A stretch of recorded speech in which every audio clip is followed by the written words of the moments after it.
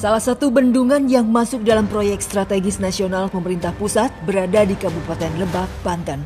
Bendungan Karian yang merupakan bendungan ketiga terbesar di Indonesia telah diresmikan Presiden RI pada awal 2024. Pembangunan proyek bendungan ini telah dilakukan sejak 2012 silam. Dalam perjalanannya, waduk ini telah melakukan pembebasan lahan terhadap 4 wilayah kecamatan meliputi 14 desa yang mau tak mau ditenggelamkan. Tim Indonesiaku menilik sebuah desa terdampak dari adanya pembangunan waduk Karian. Namun untuk sementara ini, wilayah desa Sukajaya belum terendam air. Kita menuju salah satu perkampungan yang sudah nggak ditempatin lagi sama warganya. Ini saya sama Ega di ojek. Yang satu lagi, yuk Pak, kita ke dalam ya. Pangkalan ojek di sini belum pernah seramai beberapa waktu ke belakang. Hal ini karena banyak masyarakat yang telah kehilangan sumber penghasilan mereka dari yang biasanya menggarap sawah. 11 dari 15 RT yang ada di desa Sukajaya terkena dampak penggusuran lahan. Karena adanya pembangunan waduk Karian, warga mau tak mau harus meninggalkan pemukiman mereka. Udah berapa lama itu perkampungan yang nggak ditempatin lagi, Pak? Sekitar 3 tahunan. Oh, udah lama ya. Pada pindah kemana, Pak? Pada pindah, ada yang di kaplingan, ada yang pindah ke tanah sendiri. Oh gitu. Jadi pindahnya nyebar gitu ya, Pak? Desa Sukajaya, cakupan wilayahnya termasuk yang paling besar terkena gusuran di Kecamatan Sajiran. Sementara, warga mulai meninggalkan pemukiman mereka ketika proses penggantian lahan telah dituntaskan, yakni pada 2021 silam. Nah, ini jembatannya dari besi yang sudah karat, jembatan gantung hanya cukup untuk motor aja. Dan ini kami menyeberangi Sungai Ciberang yang nyambung ke Waduk Karian. Sungai ini dimanfaatkan sebagai sumber air bagi masyarakat yang tersisa di sini. Sungguh ironi, lokasi ini digusur untuk dijadikan bendungan, namun saat kemarau seperti sekarang, mereka mengalami kekeringan. Usai menyeberang, kami seolah tiba di dimensi lain. Meski sudah menjadi perkampungan mati, wilayah ini kerap dilintasi masyarakat karena memiliki akses menuju sawah. Nantinya, wilayah perkampungan mati ini akan terendam air dan menjadi area hilir waduk Karian. Ini dia perkampungannya yang udah sama sekali nggak ditempatin sama masyarakat. Ini di Kampung Somang, Desa Sukajaya.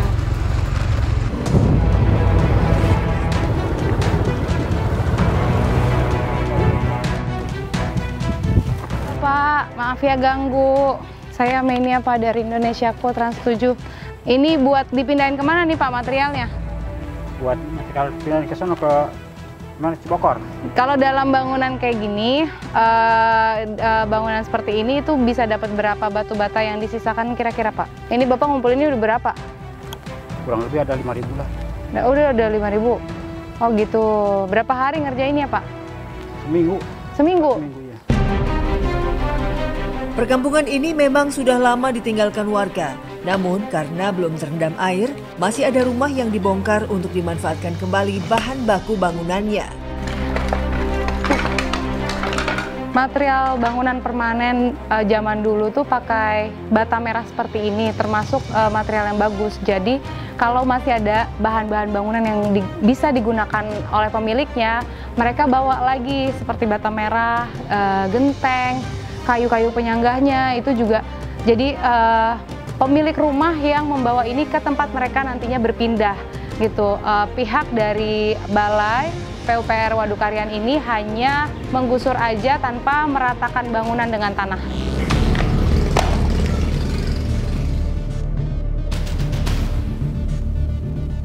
Luas bendungan Karian secara keseluruhan, baik area genangan air hingga fasilitasnya, menggerus lahan masyarakat lebih dari 2.400 hektar. Cakupan yang amat luas dan tentu saja memakan proses yang tidak sebentar. Masyarakat terkena gusur telah disosialisasi oleh pihak Balai Besar Wilayah Sungai C3 Banten dan Pemda setempat sejak masa pembangunan waduk. Kini, penggantian uang sudah 100% rampung terhadap bangunan permanen. namun menyisakan sedikit problem penggantian lahan pertanian yang masih dalam tahapan proses. Masyarakat telah kehilangan sumber penghasilan mereka karena tak lagi memiliki sawah. Padahal nilai penggantian appraisal bangunan rumah dan bidang tanah terbilang tinggi. Pak Dadan udah lama ngojek, nganter-nganterin orang yang dari luar datang ke sini atau gimana Pak? Saya baru tadi ini saya petani, cuman kan ladang sawah saya atau ladang saya kan kena waduk harian. Makanya saya beralih ke ngojek. Nah itu prosesnya sudah selesai atau gimana? Alhamdulillah sudah beres, sudah selesai semua. Ada yang belum terbayarkan nggak Pak? Kayaknya ada, cuman itu bidangan sawah atau tanah. Ya yang namanya tanah kelahiran ya. Di sini kan saya dibesarkan di Kampung Somang. Ya emang lumayan lah. Lumayannya kenangan-kenangan yang dulu kita air mudah. Sekarang kita kan pindah ke atas. Di mana di rumah bagus, cuman kan air yang susah. Pak, waktu dapat penggantian yang soal lahan ya, ini soal sumber penghasilan masyarakat. Kenapa nggak dibeliin sawah lagi aja? Ya, terkadang mungkin masyarakat administrasi atau pengelolaan keuangan ya yang kurang. Terkadang emang seharusnya dari sawah dibeli lagi ke sawah, dari rumah bikin lagi ke rumah, dari ladang dibeli lagi ke ladang. Tapi terkadang ada juga yang dari hasil sawah atau hasil ladang, tapi sama mereka dibikinin rumah anaknya. Jadi buat Pak Dadan ini berkah atau musibah? Kalau buat saya, kalau dikatakan musibah, saya masih hidup ya, masih jalan. Alhamdulillah. Bersyukur. Bersyukur.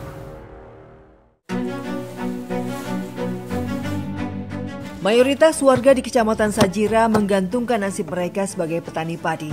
Di sejumlah lokasi yang belum tergenang air, warga masih memanfaatkan lahannya untuk digarap. Padahal, sebagian besar wilayah di sini sudah dilakukan pembebasan lahan oleh pemerintah. Meski begitu, masyarakat yang sedang memanen padi ini hanyalah buruh upah yang meraup sedikit peruntungannya. Mereka tak punya pilihan, sebab kini sudah kehilangan ladang sawah. Walau harus kehilangan lahan pertanian, diakui masyarakat setempat, mereka bersyukur atas adanya penggantian lahan yang cukup adil.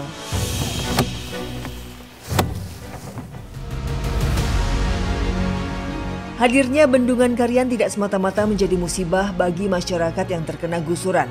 Mereka mendapat penggantian bagi hak pribadi hingga bangunan fasilitas umum yang turut dipertanggungjawabkan. Kantor desa, masjid hingga pemakaman secara bertahap direlokasi oleh pemerintah.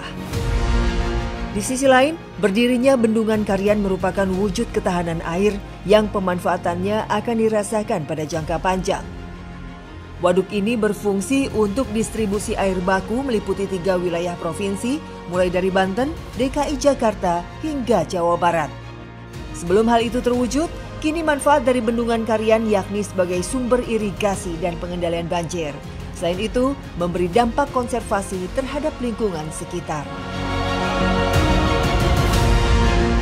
Namun progres pembangunannya belum 100%, tapi menyisakan ada pekerjaan-pekerjaan minor yang memang terus diselesaikan. Pada saat peresmian, kemudian kita lakukan impounding, pengisian.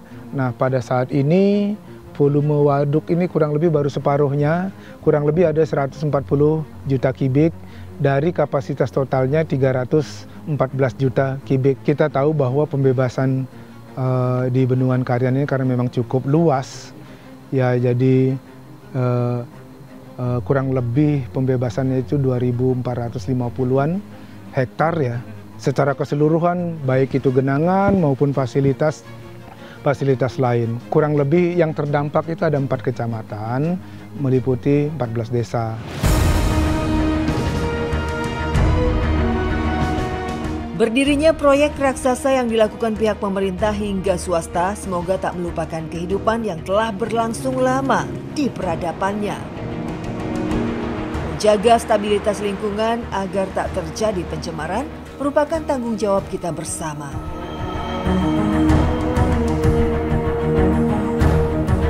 Pada saat yang bersangkutan menguruskan izin lokasi maupun izin AMDAL di pemerintah Kabupaten Lebak, itu banyak sekali desakan-desakan bahkan penolakan-penolakan dari masyarakat di sekitarnya. Karena mereka berpikir untuk dampak dan lain-lain itu pasti akan terjadi kepada masyarakat. Tapi dari hal itu, teman-teman di perusahaan tersebut meyakinkan kepada kami untuk tetap memelihara lingkungan dan alam di sekitarnya. Saya nugaskan Kepala Dinas Lingkungan Hidup dan Kepala Dinas Tenaga Kerja, dua dinas tersebut untuk datang on the spot langsung tanpa pemberitahuan kepada pihak terkait. Jadi ingin melihat bagaimana proses hal-hal kaitan dengan tenaga asingnya, tenaga kerja asing, dan juga dengan dampak AMDAL, dampak lingkungan yang dikeluarkan oleh perusahaan tersebut terhadap masyarakat di sekitarnya.